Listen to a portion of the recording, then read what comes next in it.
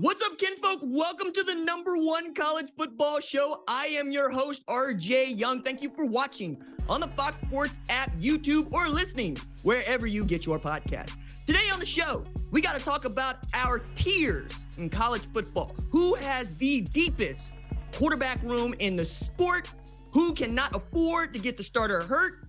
And just how we think that's going to shake out going into 2023. I want to talk a little bit about who I think are really in a position to take advantage of having what I think are the 5 best quarterbacks in the sport.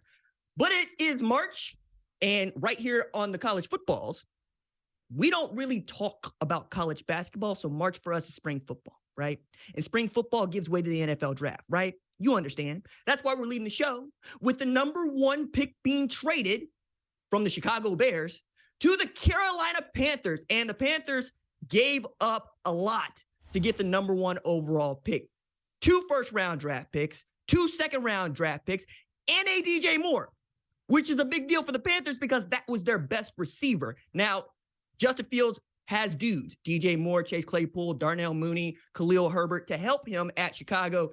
And you understand how I feel about Justin Fields. Seems to be a thing with Ohio State quarterbacks because at #1, the guy who has the best odds to go to Carolina is another Ohio State quarterback by the name of one C.J. Stroud. That is Cole Beathard Stroud the fourth, right? I know his full name. I know his government name because you understand that I spent a lot of time reporting a very long feature for Fox Sports going back to last year, and I'm a tremendous C.J. Stroud fan. Now, I don't particularly believe in betting odds in as far as how I make my decisions, but I like to know that I'm thinking what they're thinking because I like to be right just as much as anybody else likes to be right. It's another reason why I think that Stroud is going to go to the Carolina Panthers. Now, as we have recorded this show for you, Andy Dalton has signed a 2-year, $10 million deal to go with Carolina. Frank Reich has basically kind of tipped his hand saying, I kind of like C.J. Stroud a little bit better than another guy I'm going to talk about named Bryce Young. But owner David Tepper, according to Adam Schefter over at ESPN, has said, I kind of like Bryce Young. And the guy signing the checks has a lot to say about what the personnel is going to do. Just ask Dan Snyder about another Ohio State quarterback that went in the first round. And casually, every quarterback Ryan Day has started for at least one game at Ohio State has become a first-round draft pick. That is a tremendously big deal. It's a tremendously big deal because not even Lincoln Riley can say that, even though he has 2 #1 overall picks and 3 Heisman winners. Unless Spencer Rattler blows up South Carolina next year, we expect that trend to end, right? Pick back up with Caleb Williams. We'll talk about that a little bit later on. But I also think it's important to point out because Ohio State is not a quarterback factory until Ryan Day gets there, okay? Before Dwayne Haskins was selected in the first round of an NFL draft, the last guy to do it playing quarterback at Ohio State was Art Schlichter back in like 1984, okay? All right? Which brings me back to what do you do with that #1 overall pick? This is the earliest that we've seen an NFL franchise trade for the #1 pick since 1978, right? Damn near 2 months, in advance of the NFL draft. Last time that happened, Houston went to #1, drafted a dude by the name of Earl Campbell. Okay? That is a guy that you build your franchise around. And frankly, one of the coolest and most fun tailbacks in the sport. You look up football in the dictionary, you're going to look up and see Earl Campbell right there. Last time that Carolina had the #1 overall pick, they also used it on a quarterback. You'll know him as Cam Newton. Now, I understand I'm in the minority on this in believing that Cam Newton is the greatest college football player of all time, but it also has to do with what he had to work with, right? Which is Auburn. And Auburn fans know that it ain't shade. It's Auburn, okay? It was Cam Newton and Nick Fairley, and that's about it, okay? He took that all the way to the national championship, won a Heisman Trophy. So why should the Carolina Panthers take C.J. Stroud at #1 as opposed to, say, Bryce Young or even Mr. Quarterback Freak Anthony Richardson? It is because, #1, C.J. Stroud has the highest floor of any of these quarterbacks. When you look at him, it's almost like, your homegirl is cruising Bumble, and she comes across this dude that doesn't have a single red flag. Checks every box. He's even 6'3". He's taller than you. Okay. He weighs 215 pounds. He's sturdy. He smiles well. He's got a good spirit. He believes in his faith. He threw for 3,000 yards last year and 40 plus TDs and 4,400 yards the year before that and 40 plus TDs. There's a whole hell of a lot you can do to go wrong in not picking CJ Stroud, right? Now, he throws an accurate ball, and that is going to be the thing that separates him from, say, Will Levis, right? Will Levis. And some others, right? Including Anthony Richardson. What he doesn't have that Bryce Young does is elusivity, right? Which is another way of saying that I've seen Bryce Young needed to be dead to rights. He should have been a dead man, and yet he escapes. Meanwhile, CJ Stroud is back there just moving around so that he can throw. And anybody that's seen CJ Stroud run knows that ain't the dude that you want taking off with the football. But at a place like Carolina, where you're going to have guys like Chuba Hubbard, Shi Smith, and others to help you out, and a defense that's stout, Brian Burns, J.C. Horn, you can afford to go get your guy that is the franchise signal caller, and that's number 7 at Ohio State. Now, another way of looking at this is Frank Reich basically kind of said Bryce Young's size is a factor for him. I don't really believe in size. Might be because I'm short and slight, but you can try me. You're welcome to try me, just like you're welcome to try Bryce Young. He won a Heisman Trophy being just that size. I don't think it's that big a deal. But if it is to Frank Reich, that is the opinion that matters, right? That opinion and that of the owners. Other reason I really like Stroud in this spot is his story is one I think Carolina Panther fans can get behind. We talk about CJ Stroud on this show because, again, I got a deep well on CJ Stroud for this show. Got to know his mom pretty well over the last couple of years. Got to know him pretty well over the last couple of years. A couple things jump out to me here. He should not exist in his present form, okay? When he was a sophomore in high school, he was ranked 838th in the entire country in his recruiting class, okay? He bet on himself, asked his mom to drive him upstate to a regional for the opening. Showed out, won the regional, got an invitation to Elite 11 in the finals at the opening, right? In Frisco, Texas, and won the damn thing. And not long after winning the damn thing, gets a call from Ryan Day going, would you like to come play football at the Ohio State University? And it wasn't until Ohio State fandom descended on that family for which his mother started to understand. It's one thing to be a Power 5 quarterback. It is another thing entirely to be an Ohio State quarterback, especially when the quarterback is the offense at Ohio State in a way that it hadn't been in some time. You look at tailbacks, right? You look at not even wide receivers here until late. You look at offensive linemen. You look at edge rushers and defensive tackles. It's only in the last 5 years that we started to pay attention to who the quarterback is at Ohio State in as far as being an NFL quarterback, right? The offense that Urban Meyer was running was not one that let the quarterback be the kind of person that you want to draft with number 1 overall to play quarterback. Okay? That's just a fact. Now, on top of that, he handled the pressure so terribly well. Now, you want to knock CJ Stroud for losing to Michigan twice? Be my guest, right? I mean, that it's out there. I'm also going to add in there that he threw for damn near 350 yards and 2 TDs with 2 picks against Michigan last year in that loss, right? Played pretty damn well in what was essentially a blizzard the first time, 2021. Even with all of that, we're talking about a guy that played 24 games and won 20 of them, right? Right? You know, I guess we could talk about Kyle McCord having started that one game against Akron, but score would have been the same. Just take a look at what he did against Toledo last year if you really want to go at that.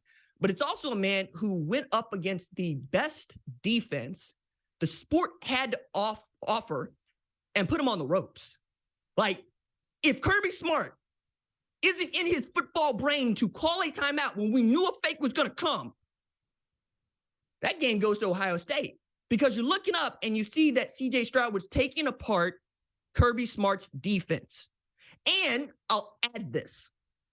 It is the second time in 2 years for which he was made to play at least some portion of the season without his number 1 target. And in this case, 2022, almost entirely without his number 1 target. So 2021, Chris Olave, Garrett Wilson, 2 guys that led the offense as receivers, decide, hey, we're going to sit out the Rose Bowl because we're going to get drafted in the first round of the NFL. Okay, cool. He said, Jackson Smith-Njigba, you are up. 15 catches, 347 yards, and a Rose Bowl win. We talk about Jackson Smith-Njigba's game in there. We don't talk about how C.J. Stroud threw 573 yards, 6 TDs, and 1 pick. Numbers, fam, numbers. All right, let's take it into 2022. We expect JSN to be a Heisman candidate. Pulls a hammy, is out for basically the entire year. And what does he do? He creates a kinship with Marvin Harrison Jr. that has led many of us to once again believe the best receiver in the sport for the second straight year is at Ohio State. Now, I think that Jackson Smith-Njigba and Marvin Harrison deserve a ton of credit for how they caught passes from C.J. Stroud. I would also point you and say, what's the constant here? The constant here is the guy with 7 on, all right? The constant here is a guy who had to earn it every step of the way. He had to earn that 5-star ranking, and even then, he didn't get to keep it, right? He just 40th in the country, just outside of that. Beat out Jack Miller and others for the starting job, right? Demonstrates over and over again that he has not just the intellect and the talent, but the intestinal fortitude to carry the banner at the Ohio State. It is a guy for which I don't know that you could do any worse. Now, getting to Bryce Young and Anthony Richardson in this discussion for a little bit. Bryce Young is going to be a great NFL quarterback. He just might be one for the Houston Texans, maybe the Carolina Panthers, maybe they shock us all, or even perhaps, my goodness, you want to go and get him for the Detroit Lions. You want to go get him somewhere where he could play right away, but maybe doesn't need to. Maybe he gets the Patrick Mahomes treatment that we're trying to give Anthony Richardson. But if you want to take a look at what he did in 21 and say he won the Heisman and lost the national championship, you can do that. But I think what he did in 2022 is even more impressive to me. It was more impressive to me because this is the worst receiving core that I'd seen at Alabama basically since 2014, okay? And the way that I couched that is the leading rusher was the leading receiver at Alabama in 2022, Jahmyr Gibbs. That means that the wideouts were not doing for Bryce Young what, say, Jalen Waddle, Devontae Smith were doing for Mac Jones, right? Also, quiet as it's kept, Bryce Young got a national championship. And one of the wildest stats in the world, if you played football at Alabama and you stayed for 3 years, you won a national championship. Just ridiculous. So he's got that championship pedigree. It's just his frame. Really, only his frame. That is the drawback here. He's 5'10". He weighed in at 204. He probably plays around 195. It's good enough to play football in the modern NFL because you can't hit nobody no more. I mean, you can, but not like you used to. So when we used to talk about you needed a Drew Bledsoe type, that's because you had dudes that was coming off the edge that could decapitate you, and there was no penalties, no roughing, right? The NFL has now said the quarterback is the sport. We cannot afford to have seasons where Aaron Rodgers doesn't play, where Patrick Mahomes doesn't play. We're talking about Lamar Jackson and how he did not play and how that's affecting his contract negotiations, which is the factor I need to throw in here on my way to Anthony Richardson. The only way you could talk me out of taking C.J. Stroud, or for that matter, Bryce Young at number 1, is if you somehow traded to go get Lamar Jackson, okay? I always want to take a former NFL MVP in his prime before I want to take a rookie, all right? 2 unanimous MVPs in the history of the NFL. One of them is Tom Brady. The other one is Lamar Jackson. One of those dudes has retired at plus 40. Another of those dudes is the same age as Stetson Bennett will be as a rookie quarterback in the NFL. If you can make that happen, you go make that happen. But let's assume that Baltimore is smart and they're going to find a way to keep Lamar Jackson on their roster and Carolina is going to draft a quarterback. There's still Anthony Richardson to talk about. Okay, let's talk about Anthony Richardson. I was loud in the preseason about how Anthony Richardson reminded me so much of Cam Newton, for which a lot of y'all wanted to tell me I was crazy. And the reason you would say that is because he didn't play well in 2022, right? But when he had some highlight reel plays, it looked a lot like what our YouTube and Fox Sports viewers are seeing on the screen right now. It's a guy running away from people. It is a guy shucking people off. It is a guy with a cannon for an arm. Perhaps it's just fixing his footwork, as many people say, and then he becomes a quarterback. But that still takes time, okay? I don't believe that Anthony Richardson is a guy you take number one overall because you have to sit him. If you play him right away, you could hurt him. And by that, I mean his ego, I mean his psyche, and it might get to him that they want to get Andy Dalton in there really quickly, right? Other part about that I think is important is the people part of this, because one of the things that kind of upsets me about sports in general is how we are so given to the math on this. Like, I love watching Anthony Richardson run the 40. I love the NFL Combine. Pro days are like one of my favorite things because I thought I was going to be a strength coach, right? That's where my heart is. I like to see people being big, fast, and strong and doing stuff that Captain America can't do. The thing about Anthony Richardson, though, is he's not the guy that you could throw right away into the Carolina Panthers offense and say, go. And if you are a guy on that team, you don't care about what the future of the franchise is going to look like. And you certainly don't care that some dude who charts his own stats wants to tell you that Anthony Richardson has great advanced metrics or could have great advanced metrics. You want to know that the quarterback is going to go win you football games. And that doesn't just matter for the guys on that roster. It matters for the front office. It matters for the marketing folks who have to call other folks who sell ads to say, hey, we're going to put the quarterback on the front. You say CJ Stroud in Ohio State, people hop too. You say Anthony Richardson might be, but we're going to go with Andy Dalton, maybe not so. You want everybody pulling in the same direction on the quarterback because the quarterback is the CEO of your franchise. As much as people hate that, that's the guy that we're all looking to. That is the guy who is going to be the face of everything that you're trying to do. You need everybody on the team to believe in that. The other thing about Anthony Richardson that kind of gets at me is I don't think of him as anything other than a luxury item right now, which is to say the Seattle Seahawks, I think, are in a great position to draft an Anthony Richardson, or the Dallas Cowboys. You have a veteran quarterback that not getting any younger, but also is good enough to lead your franchise in 2023. And also a good enough pro to teach Anthony Richardson how he is supposed to go and do this. Anthony Richardson is a Ferrari. He's very fast. He's extremely pretty to look at, and he's got curb appeal. But that ain't what you take at number one. What you take at number one is something that's got a little bite to it, gets macho when it's time to hitch the toe and go. You need something that's got four-wheel drive, ain't afraid to drop it in a low gear when it's spitting snow, and you got to go get the wife's SUV up out the ditch. That's what the Carolina Panthers are right now. You ain't got clean road. You have wilderness to trudge through. You got mountains to climb. You can't do that waiting on it to get spring and sunny to drive your Ferrari. You got to go right now. So if you got to go get into your new Bronco rather than your new Ferrari, then go do that, right? And then maybe CJ Stroud trades up into that, you know? Maybe somebody finds some way to unlock him, not unlike Frank Reich did with Carson Wentz. Still one of my wildest things, right?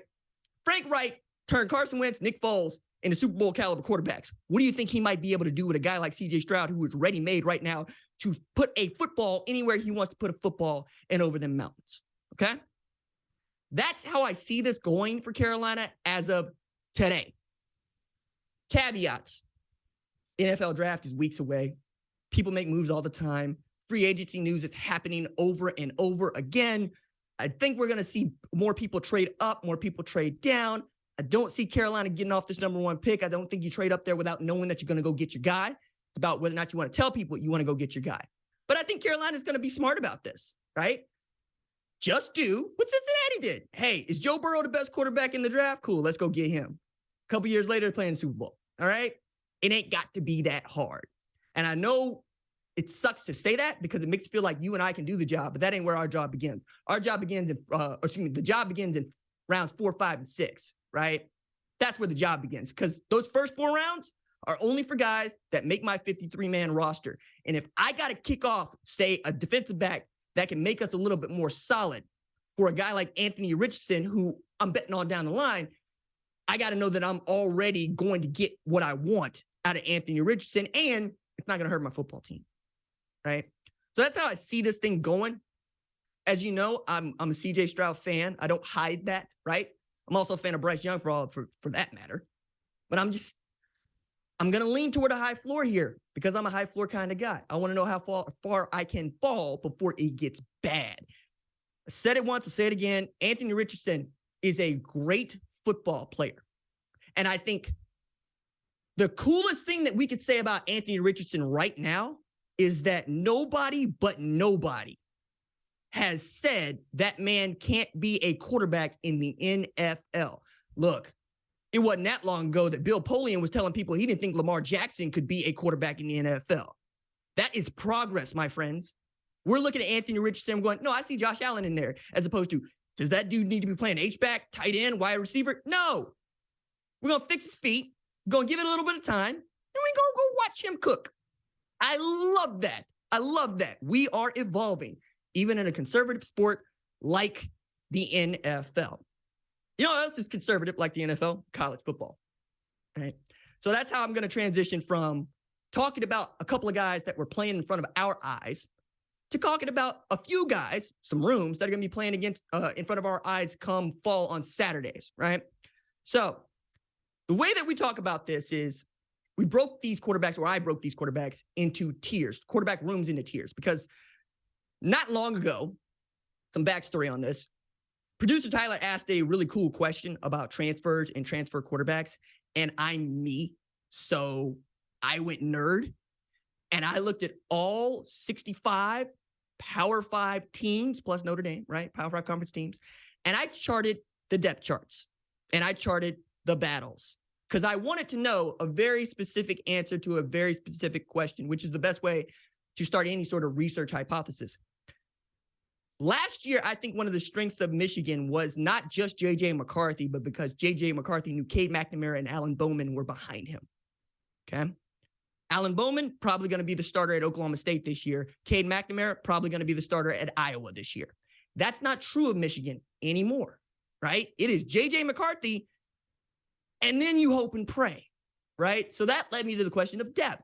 So as I charted these things out on this Excel sheet, I also thought these numbers were interesting, okay?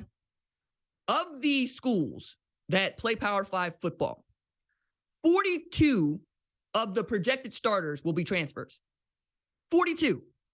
25 are in battles, right, as high school players that were recruited to said program.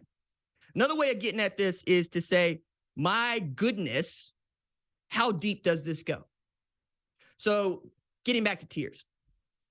Tier 1, Tier 2. I'm going to start talking about Tier 2 because this is a tier for which I looked at these and I said, you need to have your spring football quarterback wrapped in bubble wrap, right? If you know that you got the guy, you need to put him away. And if you know you got the guy and you don't know what you got behind him, you definitely need to put him away. So as we're talking about these Tier 2 programs, right, with Tier 2 quarterback rooms, bear in mind, it's not a bad thing. It simply says, number 1 is really good, but we're not sure about what you got number 2, number 3, and whether or not if somebody gets hurt, we still trust you to go play in a conference championship or even have a shot to make the college football playoff, right? So that is why when you hear me talk about these tiers, I'm going to use programs, teams, universities, as opposed to individual players. All right. So in Tier 2, I started with Michigan, talked a bit about that, right? Why I think J.J. McCarthy is the guy for which you just have to sit him down alongside Blake Corum and let them watch those 15 practices at Michigan.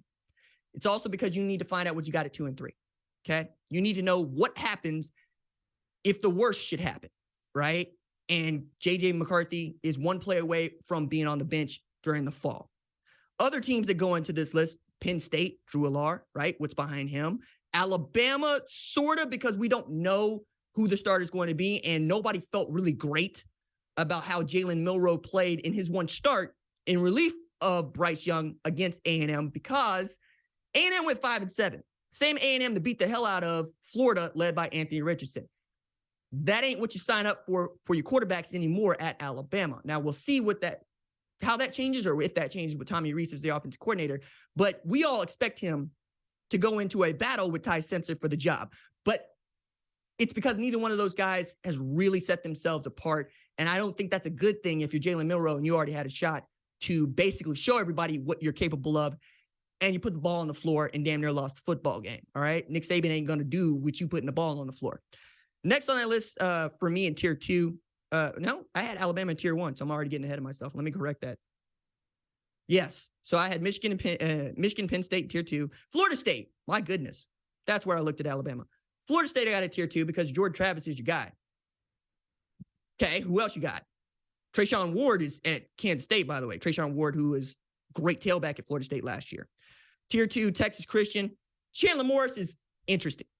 He's interesting because he was the starter when they started the season last year at Texas Christian. He got hurt. Max Duggan came in, didn't give up the job, became a Heisman finalist, quarterbacked them all the way to a national championship appearance at Texas Christian. Now, the guy behind Chandler Morris, Sam Jackson, transferred to Cal. So that means that you're very much a Chandler Morris or bust situation with Kendall Briles in his first year as offensive coordinator. Okay. Utah is really in that Michigan boat. Okay. Cam Rising plays well in the Rose Bowl. I think if he's uninjured in that game, they have an opportunity to come back and beat Penn State because he was that important to what they do. But him blowing his ACL in his left knee meant that they needed to once again find out what they have behind him. And for the second time that year, they look not deep at all, right?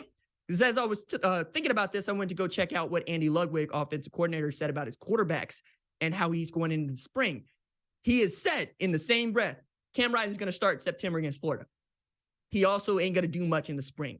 Not because he's rehabbing, although that is a great reason as to why, but because they want to find out what they got behind him. And they need to know that 2, 3, and 4 are good and get good evaluation, because one of the things that's also true is Cam Rising can get hurt, right? You've seen what that looks like.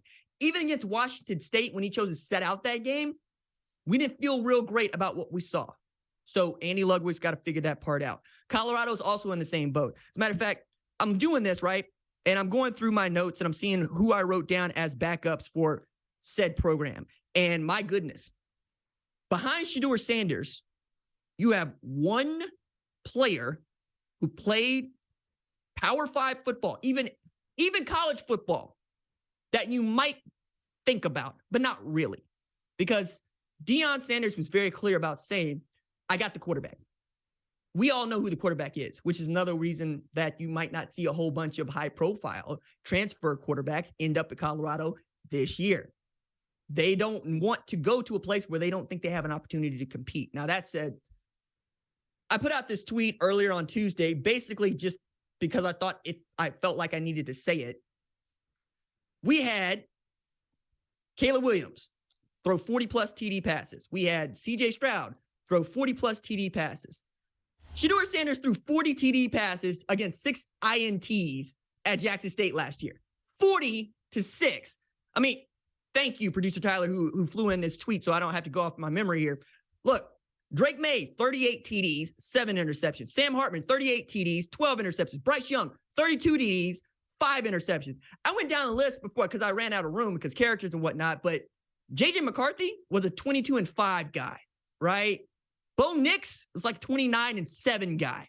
You know, it's different, but it also underscores just how important Shedeur Sanders is going to be to the success of the Colorado Buffaloes. And right now, I'm really the only person that is in the front seat on this train going, Colorado's going to be good. I kind of find that to be really debilitating because there's nothing about Coach Prime and Deion Sanders that I think is different than Lincoln Riley at USC.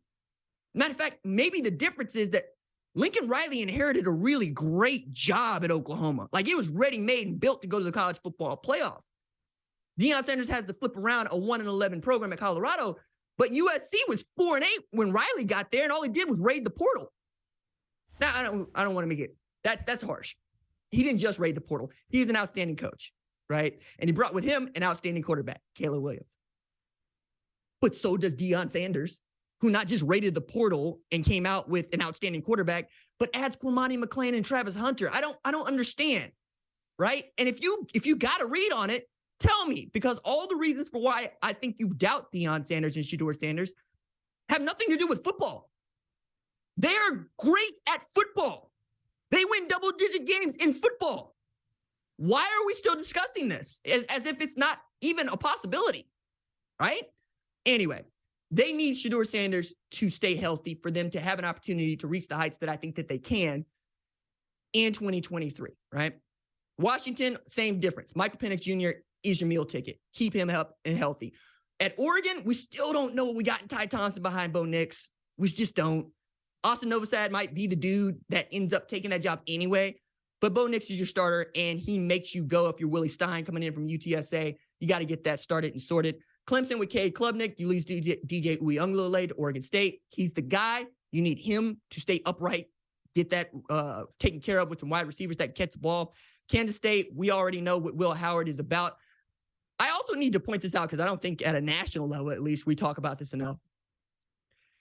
Will Howard is 6'5", 242. Like, it feels like a fact that just goes in one ear and out the other, but I need to say that, which is another way of saying if Colin Klein decides to start running the offense the way that he played in it when he was at Kansas State, I would not be shocked, especially knowing that you're adding Trayshawn Ward after losing a guy like Deuce Vaughn. You're probably going to run the football a lot, do some QB power, some QB counter. I'm excited for what Kansas State might be able to do. Iowa, Cade McNamara, we will exhaust that point. We will continue to exhaust that point, but he has to be good for Iowa to reach the heights that I think Iowa can reach. I think that's a top 10 program if the offense has a pulse, because the defense has just been that good. For 2 consecutive years, Iowa has had the second best defense in the sport, right? It's them and Georgia. And then finally in this tier 2 is Kansas. That's just how much I love Jalen Daniels and how important I think he is to what they might be capable of in 2023. And Andy Kolnick has said as much. We are going to take care of him, and we're going to make sure that he understands the offense at a molecular level, because Jalen Daniels has the same juice that Caleb Williams does, that Bryce Young did. He can move around, make things happen. And as I pointed out, I had to be talked into talking about Jalen Daniels as a Heisman candidate right here on this show last year. Producer Tyler, like, RJ, you can't ignore this. I'm like, I don't want to ignore it, but I got my own biases working against me, right? Because like you, I've been watching Kansas football for a very long time, right? Turns out we were all right to believe in not just Jalen Daniels, but Devin Neal, and I should have already put that in my head because I'm a big Lance Leipold guy. By the way, I'm a big Lance Leipold guy for 2 consecutive years. Y'all see it in somebody else's list, and all of a sudden it's got some credence. All I'm saying is I pay attention, right? That's all I'm saying. I pay attention. Okay. Now I can get back into tier 1 where I had put Alabama. Go ahead and reiterate that. I messed up my own list, which is a thing that happens on the show. You're not new. Okay. Tier 1. Let's go Georgia. It's first one there, which is an interesting choice for me because they don't have a returning starting quarterback and they don't have a returning offensive coordinator.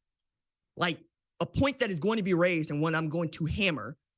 You're losing the offensive coordinator and the starting quarterback on your national championship football teams. And in Stetson Bennett, you're losing a guy that Kirby Smart repeatedly showed everybody he will go to the mat for. It did not matter that there are more talented quarterbacks behind Stetson Bennett. It mattered that Kirby Smart wanted Stetson Bennett to be the guy. You believe the folks coming out talking about stuff out of Athens, Carson Beck's probably going to be that guy, but Brock Vandagriff was once committed to Oklahoma to play for Lincoln Riley. Okay? That means he can spin it. Gunnar Stockton can also spin it, right? They have 3 guys that I don't think it much matters which one is the starting quarterback, because the defense is going to be so good and Kirby is going to run the damn ball. You need a quarterback that's not going to get on his nerves. And most importantly, wants to be a Georgia Bulldog. And that's all 3 of these guys have demonstrated that by sticking with the program and never even sniffing the portal because they're not playing. I think they're in a really great spot because for me, those quarterbacks are interchangeable, which is a wild thing to say in modern football. You usually have to have a dude that you have built this entire program around, at least offensively, to make it go. That's just not true at a place like Georgia. Next on the list for me, another program that does not return a starting quarterback, but it doesn't much matter because it's Ohio State. And the reason it doesn't much matter because it's Ohio State is A, Ryan Day's still the head coach. He's still the guy recruiting, picking quarterbacks, developing them. Number 2, it's Kyle McCord and Devin Brown. Okay. Devin Brown, if you have not heard it yet, cannot just spin it. He's the dude that followed Jackson Dart at Corner Canyon in Utah, who was putting up numbers that probably would have won him National Gatorade Player of the Year if his name was Jackson Dart. He's that good. He ends up at Ohio State. The guy that he is competing with, the guy that I think is going to win the job, is Kyle McCord. 5-star quarterback coming out of St. Joe's Prep in Philly, where he won 3 state championships. Do you know who he was throwing footballs to at St. Joe's Prep? Guy by the name of Marvin Harrison Jr. Another way of saying they've been playing football for a very long time.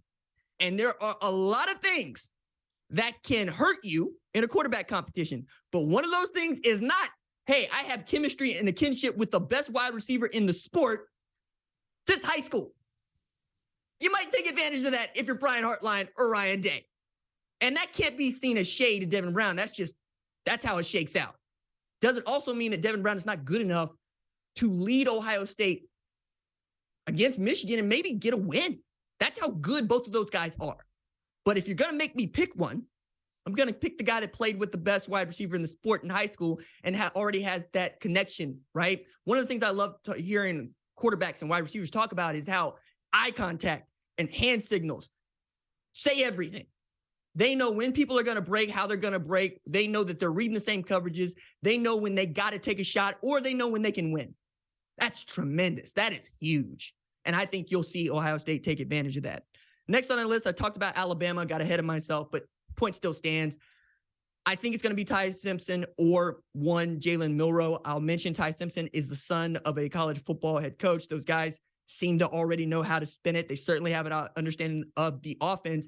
And the playing field is much more level now because Jalen Milroe's brought in, learns Bill O'Brien's system. Not to say that the system's going to change grossly because Nick Saban's still the head coach, but it does mean that Jalen Milroe and Ty Simpson probably going to have to learn the same system at the same time. And the guy who gets in front of that probably wins the job, especially as they're tipping their hand down there in Tuscaloosa going, we would like to get back to running the football and pounding the hell out of people because we didn't like not having wide receivers that could run our wide open system last year. And if you're Nick Saban, you can do whatever you want. They can come out there and flex bone and win football games. Next on the list, Tennessee, Joe Milton, Nico Iamaleava. See, I got to say it slow. I'm going to speed it up, but I got to say it slow right now. I think that's a good situation. You have a guy that I think is as talented as Anthony Richardson guys in Joe Milton. Talk about that a little bit later. And everybody understands what Nico is about. 5-star prospect who is just as enormous, if not, I should say, he's as tall as Joe Milton. He's not as wide as Joe Milton, but give it time. Then you got LSU, Jaden Daniels and Garrett Nussmeier. I think both of those guys are good enough to start, right? And I think we kind of saw that. Garrett Nussmeier, why are you throwing the football over the mountains? Because I can. Why are you throwing go routes? Because I can. I like that. And with Malik Neighbors coming back, you're going to throw it deep, right? Because that's what that dude wants to be. He wants to be the next Keyshawn Boutte. Jaden Daniels is also going to take care of the football. Well, Brian Kelly seems to value one more than the other. We'll see how that shakes out. But it's nice to have both of those guys. Notre Dame, I think you're in a good spot. And I don't like Tennessee. You have a seasoned vet that is talented as all hell in Sam Hartman. And you got a Tyler Buckner coming back off of an injury. Tyler Buckner was good enough to start against Ohio State last year, right? That was the number one. Now it seems like we're going to figure some things out. I don't rule out the Taysom Hill for the Tyler Buckner. Put a package in there, have him in the slot. Dude's fast, throw him the football. That's just me, though. Also, Sam Hartman has the ACC record for TDs, right? And as much as I like to talk about Sam Hartman, 2 things on this one. One, find me the receivers he's throwing to. Okay? I'm not kidding. Michael Mayer's gone. All right? I just tell me who they are. Okay? When we figure that out, then we can talk about him spinning it good. Another thing to take into account about Sam Hartman is he is brought in to do what Drew Pine couldn't do. Okay? Drew Pine, damn good quarterback. Probably going to be a starter at Arizona State, right? Won a bunch of football games at a time when nobody thought that he was ever going to be the dude, right? Even going into the preseason, it's like, nah, dog, it's going to be Tyler Buckner. It's not going to be no Drew Pine. And that dude came in and ran the offense and ran it well. But when you need somebody to go spin it against USC, just didn't have enough. That is what Sam Hartman's here to do. He is in South Bend to win that football game, right? The kind of football game that you might lose because you got to keep running the football because the guy that's throwing it can't exactly make the throw. That's what Sam Hartman does for you. Okay. Next after that is SC, Caleb Williams. I'll talk about that a little bit later. Miller Moss, Malachi Nelson. Oklahoma, same difference with Tennessee and Notre Dame. Dylan Gabriel's coming back for another year. Jackson Arnold, National Gatorade Player of the Year. True freshman. Sit him. Start him against the SEC. Golly, in 2024. It's been 3 years, right? And I'm still not ready for that. I'm still going, I liked winning 10, 11, 12 games a year. I like having a room rented at the college football playoff. That's done. That feels over. I'm still trying to make peace with that. Okay, for rounding out those last 3 teams that I think are in tier 1, Texas, Texas Tech, UCLA. I'm going to touch on Texas Tech and UCLA here and then talk about Texas a little bit later on. Texas Tech has 2 guys that returned who started football games for them and were pretty good. Baron Morton and Tyler Shuck. They also had a split time with one Donovan Smith, who's probably going to be the starter down at Houston. Reason I point that out is Donovan Smith threw for more passing yards than the other 2 guys. But the other 2 guys also threw for more than 1,000 yards when they were able to play. 9 games started between them. Problem for Texas Tech isn't the quarterback. It's the offensive line. They gave up 41 sacks last year. You can't do that. You can't do that and expect your quarterback not just to be good, but to be upright. And that really, really hurt Joey McGuire in that year 1. But the brand is strong.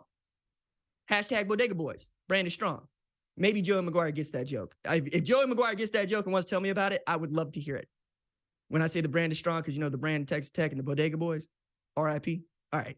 Somebody else got that joke and they're laughing too, and I appreciate you. All right. UCLA, it's about Dante Moore versus Colin Schlee for me. I know Ethan Garbers is in there, but I think it's either going to be the guy that started at Kent State or the 5-star prospect who's really, really, really good, guys, and is good enough to lead UCLA into what I think could be a really cool season, 2024 in the Big Ten. All right. Now we've gone through tier 1, tier 2, college football. Let's talk about who has the top quarterback rooms in the sport in 2023. And I need to put the criteria in here and be loud about it because you're listening to the show, you're watching the show. I appreciate you, right? Because you're going to hear me give this context. You see this list, you're probably going to lose your mind. But the criteria is rather simple, right? Who has a great number 1, right? Who has a solid number 2? And which of those teams do I think is capable of winning a college football playoff if things go right? So we're going to start at number 5. We're going to go to number 1. Number 5, Tennessee.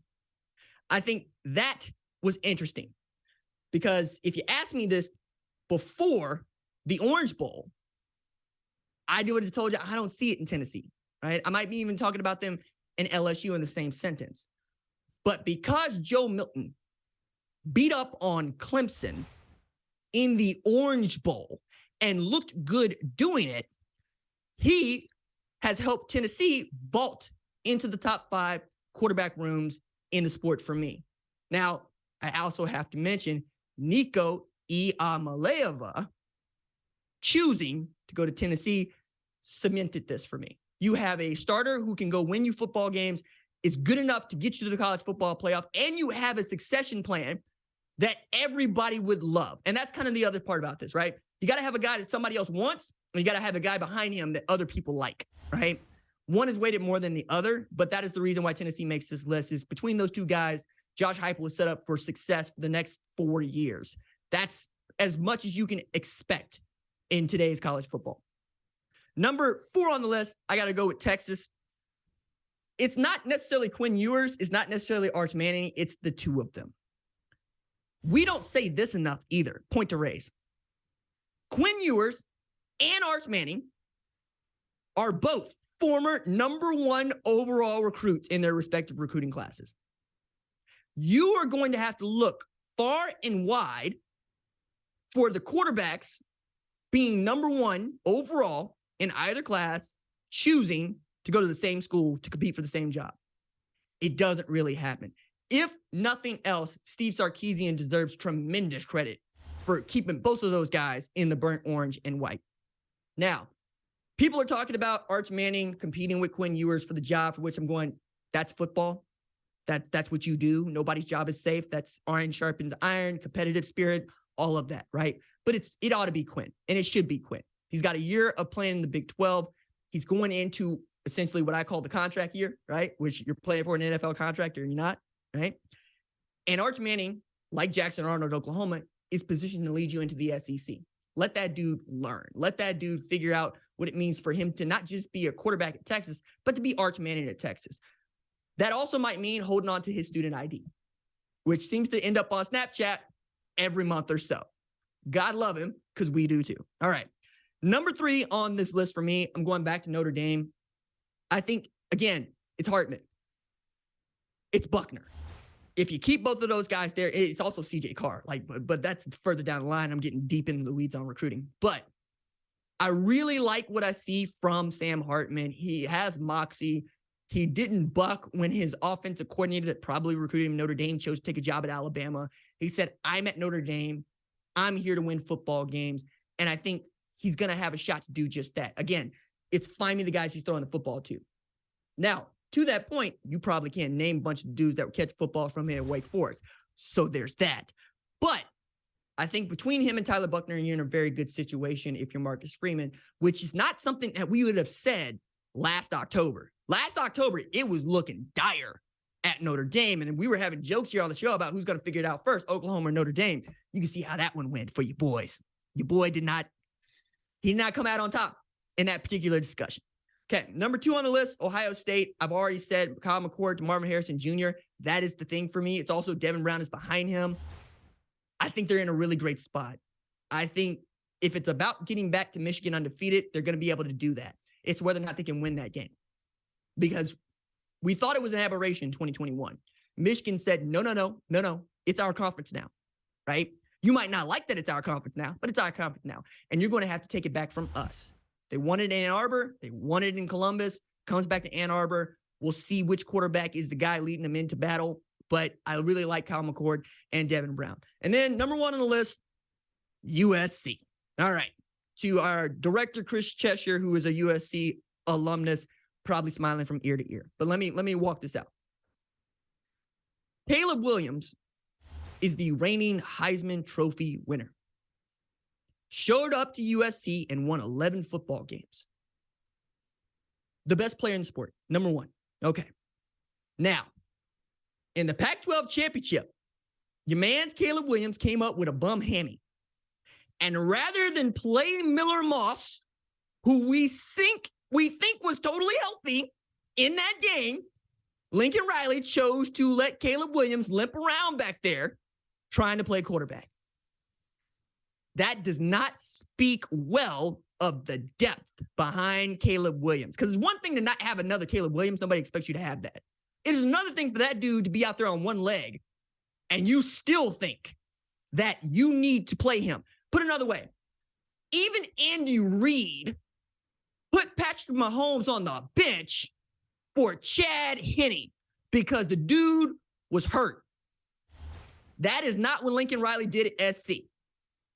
I don't think that's a decision that you make lightly, okay? Because when it comes to matters of health, players, you don't get a say. You don't get a say. The athletic training staff, the doctors, they say, and then the coach hears, and he goes and acts. There is no Friday Night Lights to this. There is no, maybe he could play on it, it's all mental. We don't do that anymore. We take care of players. That's not what you do. Okay. Other part about this is, I wonder how many people are smiling about Caleb Williams being at the top of this list. Because this is the thing. This is a thing now, and I want to discuss it. Over the last 3 months, Williams has done interviews, right? Did one with People where he was asked who he would like to play for in the NFL. The first thing that he mentioned was Miami, Jalen Waddle, Mike McDaniels. He likes younger coaches. And then apparently people start reading after the first quote. Because he went on to say things like, I play in Atlanta, I play in San Francisco. He wants to be an NFL quarterback. What I found interesting about that is how many people were ready to stop. Ready to say, I don't like this guy, who already thinks that he gets to pick what team he plays for in the NFL. Not 3 days ago, he gave another interview, Pro Football Focus, where he said some things that coming out of him heard people wrong, right? One of those things is, hey, I want to be the number 1 overall pick in the NFL draft. Another one of those is, I look at what Joe Burrow was able to do at LSU. I want to go 15-0, and I want everybody on the team to get drafted. Now, you hear that, And that sounds fine on its face. Like, what quarterback would not want to go 15-0? What quarterback would not want to be drafted number 1 overall? What quarterback would not like to see his entire offense get selected in the same NFL draft? But it's Caleb Williams that said it. So why are there people that get some kind of way, feeling some kind of way when Caleb Williams says these things? Because you put F-U-C-K on your nails plus Utah. There was no need for that. And people saw it. You put it there for people to see. That's why we paint our nails, so people can see them and compliment them. And we take that kind of seriously in a conservative sport like college football. Not conservative politically, but just in how we present. We're about tradition. We're about humility. We're about working for it.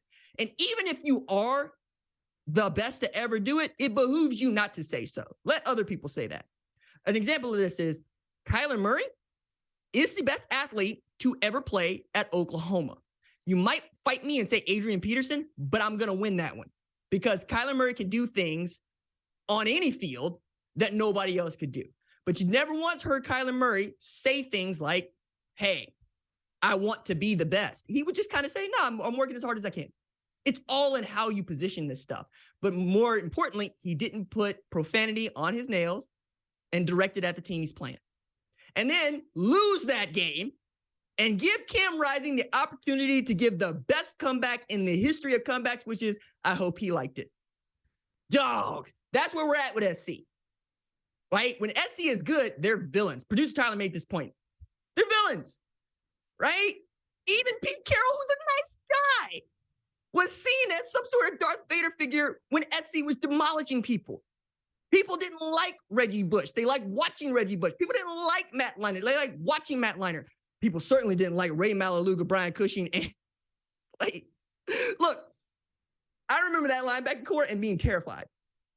I remember looking at those dudes and being like, yo, do we make them that big and that fast? And apparently we do, right? Now, the Brian Cushing thing, I'm going to put aside, but you get the point there. SC was murdering people, and they were not apologizing for it. That was back when SC felt like the team of South Central, right? Get back to being the team of South Central. You're probably going to get more people on your team. But when they're good, somebody wears the black hat. Caleb Williams, apparently, he'll court the black hat. He'll wear the black hat. He'll say things on Twitter. He'll write a diary for Sports Illustrated. He'll talk to people and tell them what he thinks because he's that good. Now, I say there are 3 things to get you jobs, and there are only 2 of them that you need. One is be on time, costs nothing. The other is have people like you. That's touch and go, right? Depends on just what your disposition is. And the third one is be good at your job, okay? 2 of those things will get you jobs. 2 of those things will keep you employed. But you start messing with one of those things, that leads to 2 of those things, all of a sudden, you better be looking around. The way I get at this is Baker Mayfield. I love me some Baker Mayfield. In many respects, I started talking about college football on YouTube because of Baker Mayfield, right? And that has grown into this. Baker walked around chippy, which played well at Oklahoma because we're chippy. It's a flyover state. I get made fun of for staying in Tulsa as opposed to living in Los Angeles by some of my peers. But I'm from here. I carry this, right? My heart is here. Red dirt, putting my work boots on, calluses on my hands. That's what I'm about. But I carry it, right? Baker carried it too. The difference is when you get to a place where you're no longer the best, that doesn't play anymore. You can't have people just not like you and not be the best to ever do it. It's a very sharp fall. And I worry about that. I worry about that for a 21-year-old who has a Heisman Trophy and still is going to play another year of college football. I worry about how people are going to perceive him going into the NFL because that follows Baker around everywhere he goes, right? Now people want to use him as a punchline because he's played football at more than one place. But you can see the talent is there, and you can see that he could spin it. And you can see his personality is his personality. But it's all about what you say and how you say it, right? A lot of this simply, do you have good intentions, right? Are you picking a fight to pick a fight? Are you chippy for chippy shake? Or is that what you need to be for you to feel good about who you are? Caleb Williams, best football player in the sport. I want people to still believe that, even when he's not. Okay. That is going to do it for this episode of the number one college football show. My thanks as always to our lead producer, Tyler Wojak. Our senior producer is Catherine Donnelly. Our director today is the one Chris Cheshire. Fight on, fight on. Our production assistant is Kiara Santana. Our social media maven is Javion Duncan. Our lead of screening is Jack Coakley and Torrin Westfall. I'm the host, RJ. We will see y'all next week. Deuces.